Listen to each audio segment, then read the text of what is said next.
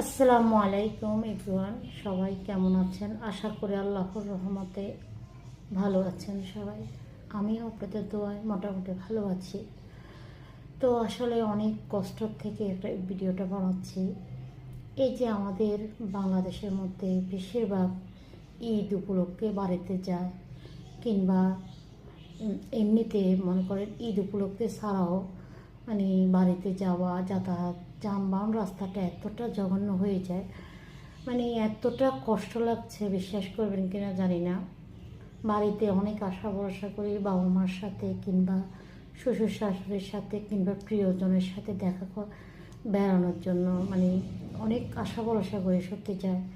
অনেক খারাপ লাগে এই সব দুর্ঘটনাগুলা, মেনে নেওয়া যায় না।